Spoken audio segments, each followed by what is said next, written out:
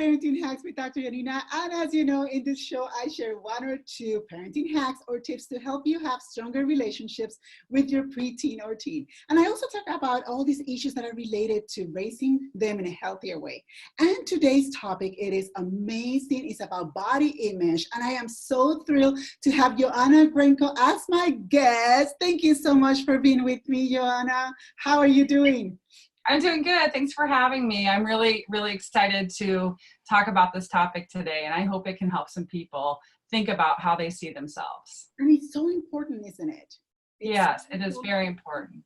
And we're going to be spending 2 videos on this topic because I believe it's that important. So this is going to be a 2-video series. So today, Joan is going to be sharing 2 tips. And in our next video, she is going to wrap it up with 2 more tips. So before we dive into this amazing conversation that I cannot wait to start, I'm going to tell you a little bit about Johanna. And she is a recent graduate earning her master's degree in social work from the University of Iowa. So you're in Iowa, huh? I'm in Des Moines, Iowa, yes. Fantastic. And you just got a new job. You're employed as a clinical therapist at new site in Des Moines, Iowa. And similar to me, you have a 15-year-old daughter. You've been married for 20 years. That's amazing. And you have spent the past few years diving into your own personal body image and body image issues, and you want all young women and men to accept, appreciate, and respect their bodies. And I love that. That is so wonderful. So, before we dive into today's 2 tips, why don't you tell me a little bit about why you're so passionate about this topic?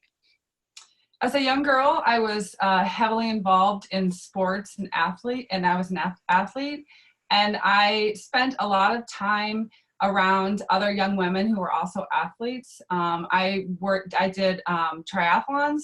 I always was in the gym, and it became sort of not only competition on the court or on the field, but also how you see yourself.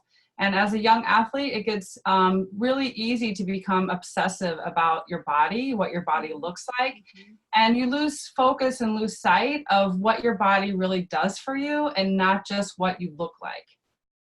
Right. And it's something that we see, especially among preteens and teens. It becomes more like an obsession. They really want to look their best, and there's nothing wrong with looking your best, right? There's nothing wrong with that. There's nothing wrong with exercising, but the difference is that we have to do it in a healthier way.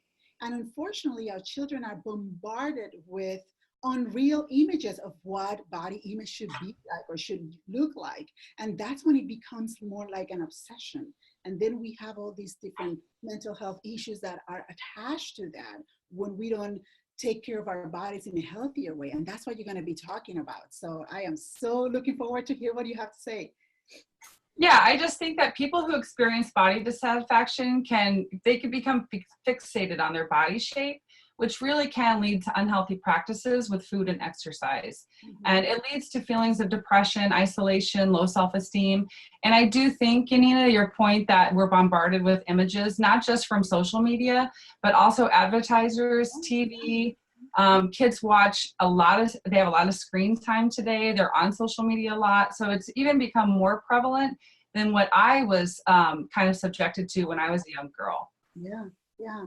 It's just insane. And there is this misconception that body image issues is mainly, it's just for girls, but it's not. Boys also have these issues. So maybe that will be something we can talk about too. Just the importance of seeing that, I have a son, I don't have to worry about what you guys are going to talk about. And when in reality, yes, you should, right? Right. It's prevalent in both girls and boys. Yes, and it's even becoming more prevalent in boys, and I think the awareness around that is increasing also, that we aren't just focused on girls and positive body image, we're focused on also young men who can also struggle with how they see themselves and compare themselves to others. They just manifest it, I think, in a different way, that it might be parents might not think about it that way. They might just think, he's just growing up. But in reality, he's just having issues with body image. And parents, because they're so used to how it looks like in girls, they might not see that their boys are going through that as well. I don't know. What are your thoughts on that? Yeah, and I think if you look at advertising and what kids and what young teens see, young boys are also being sold the idea of what body perfection should look like. And when we're trying to form our ideals about ourselves, that can really play into what are we seeing? What examples are we being given? So I do think it impacts young boys. Right, right. So in girls, it's more like, being skinny and makeup and all these different things. And in boys, it's more like building up. Can you talk a Yeah. little bit about that then before we dive into the tips? Yeah, like if you watch TV at all, or you see advertising, or you see influencers on social media, it's all about, for boys, being buff or being muscular. And if they aren't muscular, they can be seen as weak. And young men, that's one of their biggest triggers, is being seen as weak.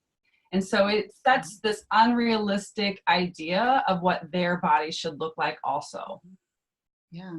And in girls, as we know, is more being thin, having the perfect body, comparing yourself to others, and not just your body, but how your body's seen in certain outfits or clothes or fashion. And that really can set also unrealistic ideals of what a perfect body is. And both can also lead to eating disorders, and which is the extreme, right? Yeah, because when we become obsessive and we do have body image issues, the perception is that if I just can control what I eat, then I can obtain a perfect body. And that can become increasingly worse over time, and young women and men can develop eating disorders. And if it gets to that point, then it can be very, very dangerous. And those problems can last for a lifetime. Right, right. So if I have a daughter or a son that I'm suspecting that they are having some issues with body image, what should I do? What would you suggest? I think the first tip I'd like to start with is to increase your teens' media literacy so they can think critically about the messages that they are receiving. So when they're seeing advertisers, or they're seeing things on social media, or they're seeing their influencers, are these depictions realistic or are they digitally altered? So looking objectively at those and not being so much comparative to those, but really asking, what message are they trying to send to me? What are they trying to sell? Who profits from the message? Right. All of those things are really important to look at, because when you're watching an advertisement, they're trying to sell something. Right. Someone's profiting off of that. Or if you're on social media and there's an influencer, someone's benefiting from that.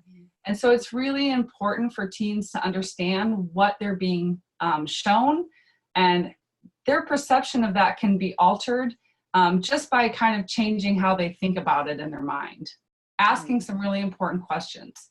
And that media literacy for young kids, young teens, can really change how they see themselves when they understand what they're being shown. Right. So having an open conversation is very, very important. Yes, I think that it's just education and understanding. Education usually creates understanding. And for young teens, it's a perfect time to really help them cultivate this understanding of what the media is selling them.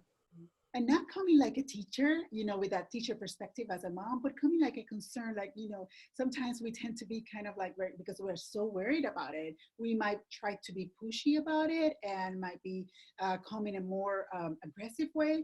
But if, we have to understand that we have to empathize with our children and put ourselves in their shoes and come with that perspective versus coming more like the expert kind of, wearing that expert hat, because otherwise if we come wearing like the expert hat telling our kids what to do instead of like kind of guiding them, they might put a wall immediately, don't you think?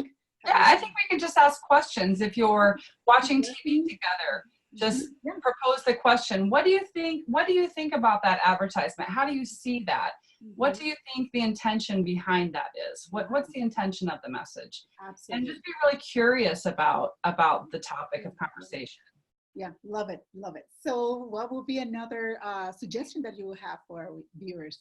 So number 2, I'd like to focus on, as a parent, have love and compassion for your own body. So Again, what messages are we sending to our kids about our own bodies? Are we talking? Pardon me? That we don't even realize that we're doing that sometimes, Right. Do we have a healthy body image ourselves? Because if we don't, it will translate to your kids. They will pick up on that. We are their biggest examples. And when trying to cultivate a positive body image, kids learn from their family, from their friends, and from their media. And so being a mom or a dad, what you show your kids really does impact how they see themselves. Absolutely. And, we, as I always say, we have to model the behavior that we want to see in our children. And that is so right on, what you're saying. And it is a difficult topic, I think, and it's hard, especially if we as moms don't love our body, if we ourselves have body image issues, it's hard, but we have to be more intentional and more mindful about it. If we don't want our kids to suffer the way we're suffering, we have to help ourselves first so we can help them. And that's just amazing. Thank you. This is fantastic. And I think that really creating some awareness around it for yourself. Yes. Do you shame yourself in front of others, in front of your kids? Yes. Do you talk negatively about your body in front of your kids? Do you call yourself names? Is your inner critic really sending the message that you don't like yourself or your body? Those things. And it's just having some awareness around that, just really thinking critically for yourself about how do you feel about yourself? How can I give myself more love and compassion? That love and compassion will impact not only how you see yourself, but how you see your kids. Oh my goodness. I love it. Love it. Love it. Thank you. So to recap, the first one was to increase your teens' media literacy so that they can think critically about the messages that they are receiving. And the second one was, as a parent, you have to have love and compassion for your own body, right? Did I summarize? That's correct. That's correct. And we're a work in progress. Nothing happens overnight, but it's just planting those little seeds over time so that your kids are picking up the messages that you want them to hear. Absolutely. Thank you so much, Johanna, for sharing these two powerful, super wonderful tips. And this is not it, because in our next episode, you're going to be sharing two more amazing tips in the topic of body image, and I cannot wait to hear them. So if you have not done so yet, you might want to check out the Facebook group that I have for moms of preteens and teens. So go to Facebook and just type Moms Don't Quit, and I will definitely be so glad to give you access to the Facebook group. So what I want to do is, again, thank you so much, Johanna, for being in this episode today. And we look forward to having you in my next episode. And until then, I wish you an amazing week to you and to our viewers. So we'll see you next time. Bye, everybody. Bye.